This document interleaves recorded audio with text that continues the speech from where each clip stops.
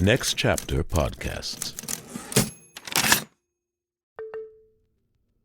Hey gang, how's everybody feeling so far since last week? Episode 4, am I right? What a doozy. I bet you're thinking, Holly, I don't know how you dealt with all of this growing up, but I need a break. And to that I say, you cowards! You couldn't walk a mile in my light-up Reebok set we couldn't afford, but I would have looked really cool in. Okay, psych, you're correct. This is a lot to deal with. And to tell you the truth, going back over all of this stuff has been hard at times for me too. We still have so much further to go, and I think all of us could use a breather before we hop back on the sitcom trauma train. I'm also heading to London this week for an international podcast festival, so if you're there and you're listening, come say hi. But I would never dream of leaving you all hanging, so today we wanted to share some moments that didn't quite make it into the regular episodes, but still give you a glimpse into what life was like day to day for the Brown siblings. My sister Casey and my brother Carson are genuinely two of the coolest people on earth. And somehow, against all odds, shockingly well adjusted? So this bonus episode is a little peek into that version of us too. Joking around, making light of some dark stuff, and sometimes we just go down some random tangents that might make you question what I just said about us being well adjusted. So, without further ado, onward to the bonus episode. And in the meantime, we want to hear from you too. Your family secrets, your weird lore, your darkly funny familial drama, anonymous or otherwise. You can send them to everybodyknowspod@gmail.com. Have I ever shown you Dad's journal? Obviously you know about the journal. Oh, yeah. But have you read any of the journal? Okay, I'm going to have you read it. Because it was from when he lived in New York. Is when this journal was. He also got addicted to cocaine. He did? Uh-huh. Yeah. Yes. According to Aunt Cecilia. I'm not surprised. He was an addict. Yeah. He, again, the drugs were permeated throughout, or he was very experimental, very 70s, baby. Adventurous. I remember he told me a story one time about trying heroin. What? Yeah, and that he said he tried it. It was the best feeling he'd ever had in his life, and he knew he could never do it again. I cannot. But by the way, the reason he did this is because he was method and he was playing an opium drug lord. I'm sure he was. I'm sure he just happened to get that role and didn't seek it out. Yeah. I can't even put myself in the mindset of someone that goes, heroin? Let's give it a go. I don't know. I think he just tried them all, and I think there was a part of, you mentioned his ego. I can't imagine that didn't play a factor of, I think he partly felt a little, not indestructible, but... Who doesn't when they're that young and flying high? I definitely did, and I didn't, I don't know why I did. I think he met his friend Richard at CalArts. That sounds right. And I think, I could be wrong on the details here, but he said that he and Richard applied for, or got a scholarship from a stunt fight that they did. He had student loan debt, everyone. He did not get a full ride scholarship, but enough that Maryland didn't have to help him pay anymore for CalArts. And then he worked at Six Flags while he worked at Six Flags. So did you? I did. I took after his footsteps. Yeah. No way. He worked and so did Brad. Wait, what did he do in Six Flags? He operated Colossus, the roller coaster. God. That's crazy. Because he was there. This is a morbid story that Dad told me. No. And again, our dad, I would say it was 70% truthful about what he said and 30% embellishment. So it is basically big fish. I don't know if this is true, but Dad said that he was there the day, or there was a moment in time where they implemented harnesses and seatbelts on roller coasters because a woman died on Colossus. And Dad said he was there when that happened. Oh my God. Yeah. Well, he said the car turned to the left and she kept going straight. Oh my God. I didn't know he worked at Six Flags.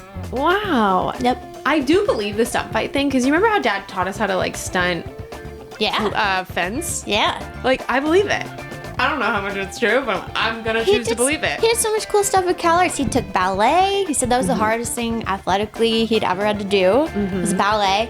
He got to meet some of the Disneys because Disney was the founder of CalArts. So like when he graduated, he was like Roy E. Disney was there. Just cool stuff. I wouldn't be surprised. They would have been in totally different programs. Wouldn't be surprised if Dad was there when Tim Burton was there. Oh shoot, we could look up those years. We could. Absolutely. What if Tim Burton knows Dad? And here I am sleeping over on my lack of nepotism. I Yeah. might have nepotism. And war black. What is that from? Oh, SNL. I think. Who is it in SNL? No, you have to think tell it's me. Jason. Why am I can't forget any of Sudeikis? Sudeikis.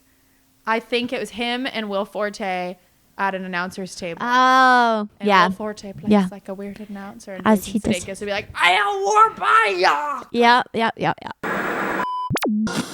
This is a little scatterbrained, so I apologize, but I really want to talk about. Take some water. Yeah, for sure. And if you need to take any breaks, let me know for Pee Pee Potty Poo Poo Palace.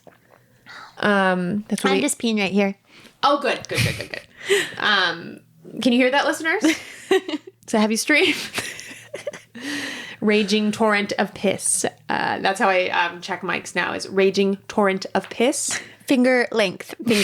Raging torrent of piss. Okay, I want to talk about my goal. We talked about a lot that I think we're probably going to end up coming back to later on and months Onto a and million months. interviews. There's going to be a lot. Because the way I see the podcast now, and this is evolving, but the way we see it now is like we kind of want to tell everyone's stories to create a picture of who mom and dad were, who I was, touch on you and Carson to whatever extent you guys want to have your story out there. But this is, of course, I would like mostly a from 3-episode arc. Okay, cliffhangers included. Yeah. It's good. It's really, really good. It's bad. It's It's really, really bad. Well, we're talking about mommy.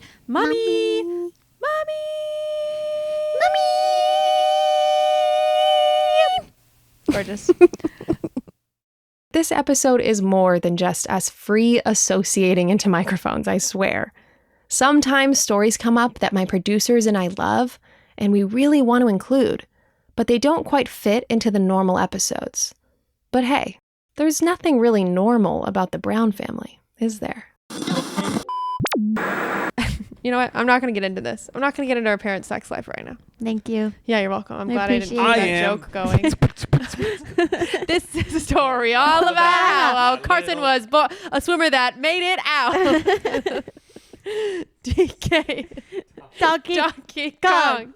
Okay. Carson was the leader of the pack. Yes, of the sperm. Of the sperm pack. The sperm pack. How do I transition out of this? All right, guys. Everybody hated Diddy Kong. Are we right? Just like they hated P. Diddy Kong. Dark. P. Diddy, the one that Dark. the freak offs. Yeah. And Diddy Kong. Ew.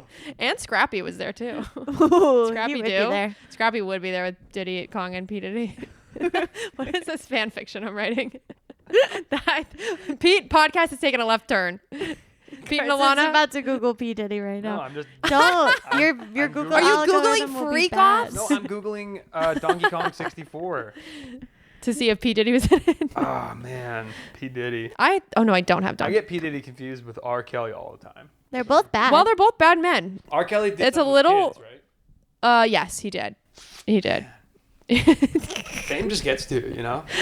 I think they're You always tell that him, way. bro. Just saying. Great, Casey. I love this conversation. Do you guys want to do a different type of podcast? Into the multiverse. Of Donkey Kong and P. Diddy. Pete Donkey Kong. No.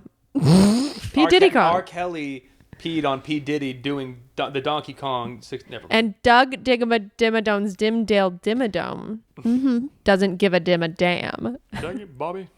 Okay. All right. That's it. Sorry. 2 full minutes of that. Okay, guys. We are here to... That was for Pete. That was for Pete and Ilana. We know your names now. We're unstoppable. You gotta call out Ilana. She's my girl. Ilana. She's the best person to possibly listen to these things and give me feedback. So I just like to say Thanks, that we're all Pete and Ilana. completely sober right now. All Really? that riff we just said was. yeah, is that good? Holly's had half a Topo Chico. She's wasted. Gone. Classic Carson. God. The trauma I've given you from getting drunk off of one beer at Epcot, Disneyland.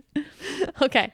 Guys, this is a serious topic. I know it really is. Well, so is P. Diddy Kong, KC. Okay. Should we have a podcast called The Brown Load? Yeah. Ew. And it's about how much we talk about poop. That was not my idea. That was my someone else's idea on the podcast. It's really clever. Because I told them I talk about poop a lot, and they were like, "You guys should have a podcast called The Brown Load." Pretty good. Yeah, not bad, not bad. Welcome to the Brown Load. We're here to download you on our bowel movements. On our diarrhea. Ooh, squirt. Sorry. We're about to talk about the heaviest moment of our entire lives. So We really are. That's probably why This this is is happening. nervousness. Yeah, this is nervous energy. Brown energy manifesting. So. I'm just gonna put out a bonus episode that's 3 minutes long of this, of just us talking about nonsense. We seem well adjusted, but I know. Watch after this. They both listen, and I get an email that said, "We've absolved you from your contract deal of your responsibilities. You're good to go. You can make Brown Load without us." Okay, I guess I kind of lied when I said there wouldn't be too much ridiculous riffing going on here. But these parts of our conversations are genuinely helpful in processing everything. And I swear, it isn't just the silly stuff that we save for the bonus content. Like sometimes, Casey, Carson, and I bring up stuff that's either really touching or just telling about who we are and our lived experience. But this is supposed to be a palate cleanser before we dive back into the heavier stuff, so let's return to the Brown Load. I'm sorry, I had to say that one more time. I guess one of my earliest memories of Mom that I fully remember was, and I think that's what I struggle with sometimes, it feels like it's less about Mom and more about, my child. Why am I getting mad at myself? But it just feels like I don't know how to speak to her personality then sometimes, besides, sweetness. But I remember it was when I cut my own hair. And I was like doing it for a while on the fly. I would just like get a pair of scissors, cut a little bit. You've always been a rebel. Such a little gremlin. And then I would take the hair and I would put it under the mat in the kitchen. why? Why did I do that? I just think there's something At the Osborne I thought I house, was getting or- away in the kitchen, the mat right in front of the sink. I think I thought I was like getting away with something. And so I would just like cut a little bit and I would just put under the mat. A day or two would go by, I'd rinse, repeat, do it again. And then one day, I don't know what came over me and I was like, I'm gonna show Mom. And I pulled and I put this at that point I was like, I'm gonna do a presentation. I put the scissors under the mat too, so she could put it together, I guess. And I just remember like lifting the mat up and showing Mom and just being like, pretty cool, right? And like at that point too, I'm like, did she not notice my hair looked like dog shit? I just remember her just being like, oh my God, Holly. And just like, I just remember so viscerally the reaction was not what I expected, which I don't know what I expected. You thought it was going to be praise? I genuinely thought there was going to be something like, you did this in secret for so long and I never knew. Under my feet. How clandestine. You like got one over on me. And I just remember her just being like, oh my God, Holly. And then I have no proof of this. I firmly believe my punishment was that I was not going to get my hair fixed for picture day because my photo. Iconic photo. My photo where I'm like, I hope this comes out in the podcast. my little girl. I mean, I posted it a lot on social media because I'm like, whatever, man.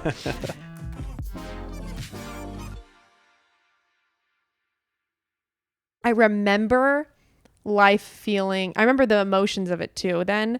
And it's like, I feel like I've over time had to callously build up this disconnect of like how sad I was all the time. I remember being sad all the time. Yeah. I think about my music taste and that's so indicative of like my, where you are. I would listen to like what sounded like whales crying. Like that's the kind of music I It was just like the blow was done. Like someone's hauntingly crying in the songs I listened You to. had some good songs. You had some Thrice and some. But everything I listened to, Evanescence. I didn't really listen. Like besides Brit, when I was little, Yeah. the chunk of time when everything was so the worst it could possibly be, everything I listened to was sad music. Your poetry was pretty damn good. And my during that poetry was period. real I remember sad. stealing your book and reading your poetry. It was pretty good. Really? Oh yeah, it was pretty How good. sweet of you. As a little kid who didn't understand poetry, I was like, that's moving. Well, you were dealing with more shit than the average little kid That's would. moving. So maybe you connected with It it. was good. It's good stuff. Going to Uncle Maggie and Jenny's for Samantha's birthday, it was like a day that felt very normal. Yeah. And it was so fun. I was like, why am I going to go and be like, by the way, we don't have any food at our house. Oh my God. We're laughing, but it's so bad. It's crazy. It's so bad. I'm so excited to eat this hot dog right now that somebody cooked for me. I know. I'm living my life being like making my little brother cook for me. Yeah, we did make Carson cook. Which I know we're saying making, but like Carson, you had to learn how to do that really young. Carson was literally very independent. taught yourself. Here's a quick anecdote or Yeah. a quick story. They used to their early method for getting me to produce things for them, procure items or cook food was I'll time you. Oh yeah. The age old, Effective. very effective. And then one day I got pissed and figured it out, and I put Tabasco sauce all over the interior, the inner layers of their waffles. Of Eric waffles. and of the retaliation. because I think it was a step too far to have my friend time you to. you can't. Yeah, it's got to be from you. We're blood, but for Eric, it couldn't I don't happen. think I timed Carson. I think that was a Holly Oh speciality. man, I timed you. I convinced you It were worked. invisible. I convinced you had your period. Yeah. So sorry, so sorry. You and your friend pretended that I didn't exist. I know. Like I remember like. Well, I'm because we here. wanted you to have the superhero power of being invisible. Yeah. I wanted- I don't know. It was Oh. definitely. It happens. It You was get fun. a little hazed by your older sibling. Yeah, they made me carry the cats to the pool, and they scratched the shit out of me. We thought that they would like to swim. Well, because Zorro loved the water. He So I loved the sink had to go water. wrangle the cat from out under the bed, Narrator, the cat did not like to swim. and for some Oh my reason they were God. gonna make me throw him in the pool, which I did. But in the process, I got scratched to high hell. So Well, yeah, because you threw him in, you put him in the pool, and then we were like, well, you got to get him gotta out. go get him out now. Haha, gotcha again. You didn't think we were gonna make it through a bonus episode without at least one emotional gut punch, did you? This is still Everybody Knows But Me, after all. But I am sorry for tricking you, so let's leave on one final laugh. When my siblings and I honored one of my dad's many infamous characters from episode 1 and went bowling for his birthday. The first game is over. Casey, the closer, how are you feeling? Really good. I got every other round, I got some pins. Ended with 42, which is a high for me. For some context, Casey did score the lowest. Yeah. But they call me Casey the closer or crasher today. Casey, I want to say I'm proud of you. You have great spirit. You got a great attitude on the field. Thank you so much. Please let us use bumpers next time. Okay, you heard it here first, folks. And I think Mark Brown would approve of bumpers for Casey Lee Brown. Yeah, make it it's like a handicap and it would make me closer to you guys if I was allowed bumpers. Let me tell you this, folks. In terms of cuteness, she's bowling a strike. Boogie Board Brown, I need to check in with you over here. How are you feeling after tonight's game? I'm feeling like a winner. We got out there, we played a good game, we passed the ball a lot, and we scored a lot of runs. So I'm excited for the next game. Don't tell him, but this is a one-person sport. Not the way I play it, Megan. Thank you for getting my name right, you son of a bitch. You're welcome. How you feel about the next game? Well, we're just gonna get out there, we're gonna pass the ball around, and we're gonna play a good game, a good team sport. So that's how we play out here in Nashville. For the listeners home, I am going to remind you, we are in Los Angeles, and we are, in fact, bowling. Okay. Bye-bye. All right, gang, thanks for tuning into this bonus content. Come back next week for another super fun topic, my rock bottom. And remember to follow, rate, and review the show wherever you get your podcasts, or subscribe at youtube.com/everybodyknowspodcast. And drop a comment to let us know what you think of the show.